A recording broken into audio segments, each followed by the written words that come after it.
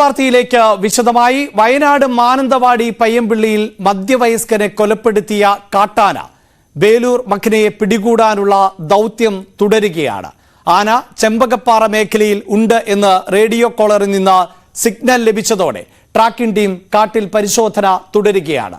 Revenue police ഉദ്യോഗസ്ഥരും സ്ഥലത്ത് camp ചെയ്യുന്നുണ്ട്. ആനയെ മയക്കുവെടിവെച്ച് മുത്തങ്ങയിലേക്ക് മാറ്റാനാണ് തീരുമാനം. കുങ്കിയാനകൾ അടക്കം സജ്ജമാണ്.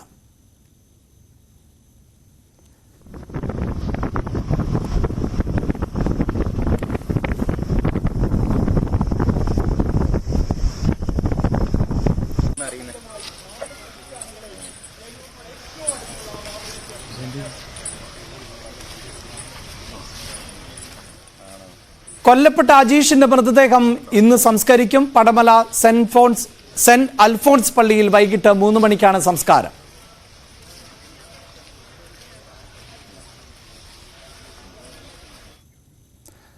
വാർത്തയുടെ വിശദാംശങ്ങളുമായി MS അനീഷ് കുമാർ ആണ് ചേരുന്നത്. അനീഷ്, ഒരു ഭാഗത്ത് ആളുകളുടെ ആശങ്ക നീങ്ങിയിട്ടില്ല, അതേസമയം തന്നെ ആനയെ പിടികൂടാനുള്ള ദൗത്യം ഊർജിതമായി പുരോഗമിക്കുകയും ചെയ്യുന്നുണ്ട്. ആ ദൗത്യം എവിടെ വരെ എത്തിയെന്ന് നമുക്ക് വിലയിരുത്താൻ സാധിക്കുന്നുണ്ടോ അനീഷ്?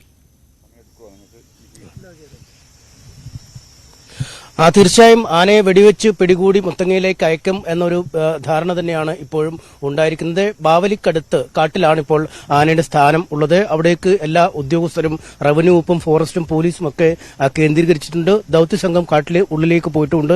നമുക്കിപ്പോൾ എന്തായാലും ഈ തിരുനെല്ലി പഞ്ചായത്ത് പ്രസിഡന്റ് ശ്രീ PV ബാലകൃഷ്ണൻ ഉണ്ട്.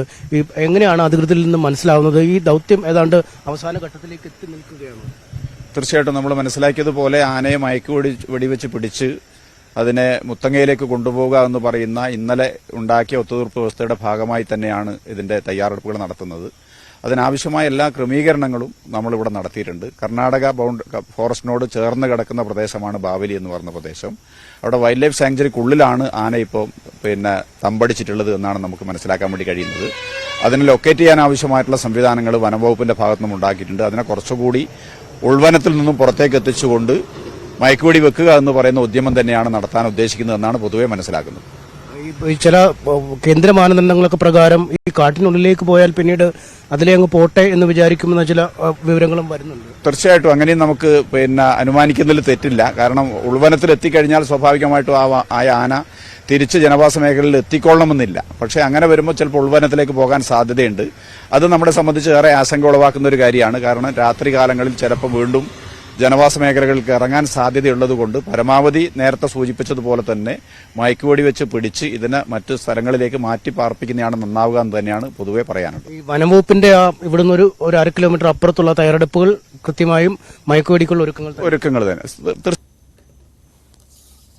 ആവശ്യമായിട്ടുള്ള ഡോക്ടർമാർ, വെറ്റിനറി ഡോക്ടർമാർ എത്തിയിട്ടുണ്ട്, കുങ്കിയാനകൾ എത്തിയിട്ടുണ്ട്. എല്ലാ സർവ്വസന്നാഹങ്ങളോടും കൂടിയാണ്. ഇതാണ് ഒരു ഔദ്യോഗികമായ ഒരു കാര്യം, അറിയിപ്പ് ഇക്കാര്യത്തിൽ അല്ലെങ്കിൽ അദ്ദേഹം പറഞ്ഞിരിക്കുന്നു. കാരണം അവിടെ എല്ലാ സന്നാഹങ്ങളോടും കൂടിയാണ് ഇപ്പോൾ ദൌത്യസംഘം തമ്പടിച്ചിരിക്കുന്നത്. അതിൽ ഫോറസ്റ്റിലെ വെറ്റിനറി ഡോക്ടർമാരുണ്ട്, ഒപ്പം മറ്റ് പോലീസ് ഉദ്യോഗസ്ഥരുണ്ട്. കാട്ടിനുള്ളിലേക്ക് പോയി കഴിഞ്ഞിരിക്കുന്നു. കുങ്കിയാനയും ഈ പ്രദേശത്തിന് സമീപം തന്നെ നിലയുറപ്പിച്ചിരിക്കുന്നു. വെടിവെക്കാൻ കഴിഞ്ഞാൽ, മയക്കുവെടി വെക്കാൻ കഴിഞ്ഞാൽ ഉടൻ തന്നെ കുങ്കിയാനകൾ സ്ഥലത്തെത്തി ഈ നമ്മൾ നേരത്തെ കണ്ട രീതിയിലൊക്കെ ഈ ആനയെ പുറത്തേക്ക് എത്തിക്കാനുള്ള ഒരു നീക്കങ്ങൾ നടത്തും. എന്തായാലും അക്കാര്യത്തിലടക്കം തീരുമാനമായി കഴിഞ്ഞിരിക്കുന്നു എന്നാണ് നമുക്ക് മനസ്സിലാക്കാൻ കഴിയുന്നത്.